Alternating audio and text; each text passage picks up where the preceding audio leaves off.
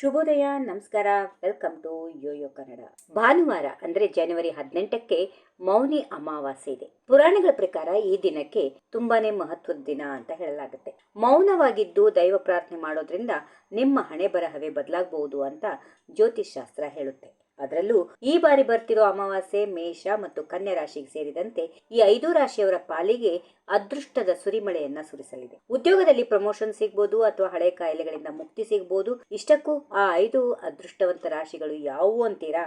ಹೌದು, ಅಮಾವಾಸ್ಯೆ ಪುಣ್ಯಕಾಲ ಯಾವಾಗ ಶುರುವಾಗುತ್ತೆ ಮತ್ತು ಯಾವ ರಾಶಿಗಳಿಗೆ ಅದೃಷ್ಟ ಒದಗಿ ಬರಲಿದೆ ಎನ್ನುವುದನ್ನ ನೋಡ್ಕೊಂಡು ಬರೋಣ ಬನ್ನಿ. ಜನವರಿ 18ರ ಮಧ್ಯಾಹ್ನ 12:03 ಜನವರಿ 19ರ ಮುಂಜಾನೆ 1:21 ಅಮಾವಾಸ್ಯೆಯ ಪುಣ್ಯಕಾಲ. ಮೇಷರಾಶಿಯವರಿಗೆ ಆತ್ಮವಿಶ್ವಾಸ ಹೆಚ್ಚಾಗುತ್ತದೆ. ಮುಖ್ಯವಾಗಿ ಅದೃಷ್ಟದ ಕಾಲ ಈ ಮೇಷರಾಶಿಯವರಿಗೆ ಅಂತ ಹೇಳ್ಬಹುದು. ಹಸಿರು ಬಣ್ಣ ಇಂದಿನ ಇವರ ಅದೃಷ್ಟದ ಬಣ್ಣ ಆಗಿರುತ್ತದೆ. ಹಾಗೆ ಕನ್ಯಾ ರಾಶಿಯವರು, ಎರಡನೇದಾಗಿ ಕನ್ಯಾ ರಾಶಿಯವರಿಗೆ ಉದ್ಯೋಗ ಮತ್ತು ವ್ಯವಹಾರದಲ್ಲಿ ಬಂಪರ್ ಆಫರ್ ಸಿಗುವ ಸಾಧ್ಯತೆಗಳಿರುತ್ತವೆ. ಇನ್ನು 3ನೇ ರಾಶಿ ಮಕರ ರಾಶಿ ಹಾಗೂ ಕುಂಭರಾಶಿ. ಕುಂಭರಾಶಿಯವರಿಗೆ, ಮಕರ ರಾಶಿಯವರಿಗೆ ಆರೋಗ್ಯದಲ್ಲಿ ಸಾಕಷ್ಟು ಸುಧಾರಣೆ ಇರುತ್ತದೆ. ಹೂಡಿಕೆ ಮಾಡಿದಲ್ಲಿ ಸಾಕಷ್ಟು ಲಾಭದ ಸಾಧ್ಯತೆಗಳು ಇರುತ್ತವೆ. ಮೌನಿ ಅಮಾವಾಸ್ಯೆ ಅಂದ್ರೆ ಅದು ಬರೀ ಅಮಾವಾಸ್ಯೆ ಅಲ್ಲ, ಮನಸ್ಸನ್ನ ಶುದ್ಧೀಕರಿಸೋ ಪವಿತ್ರವಾದಂತಹ ದಿನ.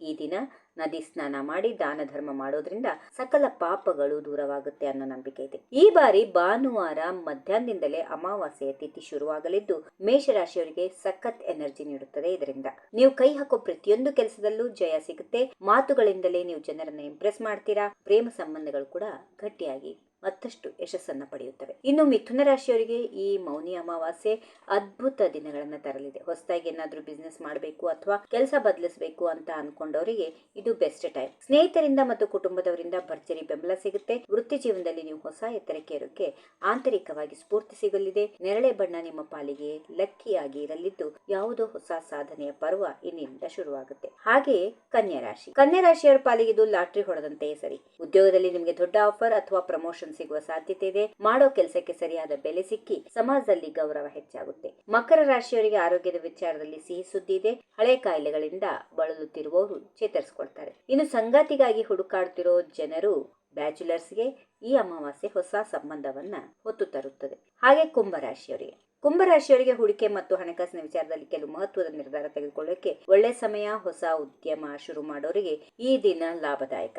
ಸ್ನೇಹಿತರ ಜೊತೆ ಕಾಲ ಕಳೆಯೋಕೆ ಮತ್ತು ಸಂಬಂಧಗಳ ಮಾಧುರ್ಯವನ್ನ ಹೆಚ್ಚಿಸಿಕೊಳ್ಳೋಕೆ ಮೌನಿ ಅಮಾವಾಸ್ಯೆ ಹೇಳಿ ಮಾಡಿಸಿದಂತ ಅಮಾವಾಸ್ಯೆ. ಒಟ್ಟಾರೆಯಾಗಿ ಈ ರಾಶಿಯವರಿಗೆ ಅಮಾವಾಸ್ಯೆಯ ಪುಣ್ಯ ಕಾಲದಲ್ಲಿ ಮೌನವಾಗಿದ್ದು ದೇವರನ್ನ ಸ್ಮರಿಸಿಕೊಂಡ್ರೆ ಬದುಕಿನಲ್ಲಿ ಸುಖ, ಶಾಂತಿ, ಸಂಪತ್ತು ಸದಾ ನೆಲೆಸಿರುತ್ತೆ.